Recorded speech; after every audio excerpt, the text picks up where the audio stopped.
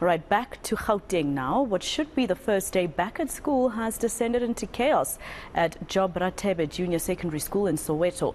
Parents and school governing body are protesting against issues of lawlessness, the deplorable state of the school premises and learning conditions. Senior reporter Aviwe Mtila is at the school for us and he joins us now live to give us more details. Aviwe, a little earlier on you said the district official was there to meet with education officials in the province. Have they come out to update you on what they've decided? Well, they've still locked in that meeting. It's been over an hour now, Maseko, where Aviwe, we understand, is the acting district director of the Department of Education, as well as Steve Mabona, locked in that meeting with the student governing body, the community members, some of the parents, as well as the neighborhood watch. Of course, that is over the concerns that they've been raising continuously just on the state of the school. But as I say, more pressingly, the principal, who often time and again is AWOL, there are suggestions that she might be sick, but the parents and the SGB are not believing that. They're saying that it can't happen that for over a year this principal comes and goes as she pleases, and while the state of the school continues to be deplorable. I'm just going to step away while my colleague Teddy Mnyemana shows you the current happenings at the moment. This is just outside the school main entrance, where some of the parents are still standing now waiting for the outcome of that meeting. We do understand some of the grievances that have been raised around the deplorable state of the library, which we saw ourselves, where it's in shambles, Maseko. We saw the toilets ourselves, the gents' toilets, where it's just flooded with water. Quite a disgusting state, if I may say that. They say that this principal comes and goes, and in fact the only place that looks some sort of decent is the principal's office. And as you can see this current moment, some of the staff are outside also waiting for the outcome of that meeting, as the school currently has been shut down. We not know for how long, but suggestions are that it might just be for today, but we'll get the proper details and the outcomes of that meeting once they come out, hoping that Steve Mabona from the Department of Education will then give us the feedback from that meeting. We'll also get, of course, insight from the governing body itself of the school. But I just wanted to take a listen to one of the concerned community members on just what happens here. I mentioned a bit earlier on that the library is in a deplorable state, but here's more insight on just the conditions that the learners have reported to some of the community members. Let's take a listen. If you can look at the Constitution of the Republic, especially under the Bill of Rights, Section 29, when it gives each and every child a right to access basic education. Here, according to me, that right is being violated in terms of some of them, they don't even have textbook, because what we were told, what I was told by the SGP, they said to me they are sharing the textbook. But to my surprise, this school has a budget of more than 1.3 million. I find it despicable if they can't buy books. All right, so Aviwe, clearly the parents very upset. Today is the first day back at school, first day for term 3, and it's a very important time for matric pupils because in September they're expected to sit down for their prelims.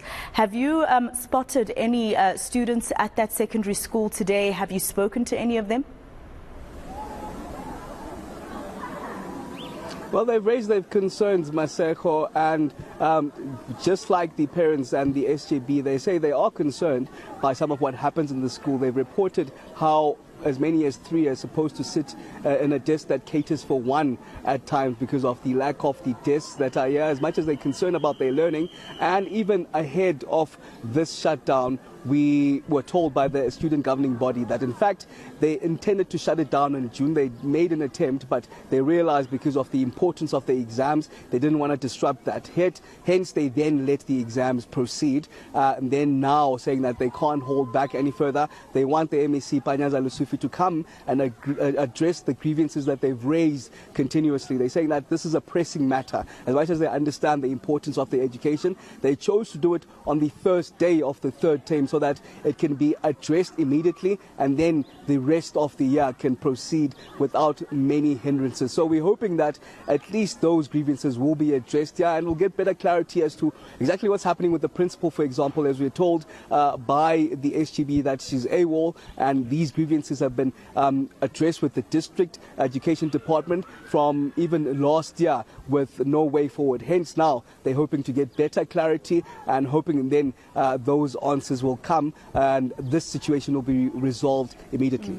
So Aviwe, I'm sensing a bit of friction then between the school governing body and the principal, for instance, if they had to go as far as shutting down the school to, for instance, get the attention of the district and even the department.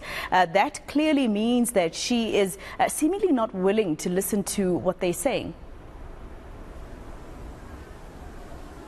They say they've had numerous meetings over the grievances, some of them around the budget of the school and some of the teachers that they say are needed, given that they have now around 1,000 learners. It's 996 if I have that number correctly. And they say that now 2 more teachers needed to be added on, but the principal refused to sign that off. She says that they say that the principal is the only one that essentially is in charge of the finances, where it's supposed to be duly conducted with the SGB and other stakeholders involved, without the iron grip of the principal involved. They say they've raised the state of the school, which we've seen ourselves. In fact, it's a quite decent building, if we're being honest, Maseko. The issue is maintaining that building. You'd expect that on the first day of the 3rd term, it will be clean, Maseko, but if you are to go from some of these classes, you'd see just on the windows the rubbish that's laid there in the windows. You'd see how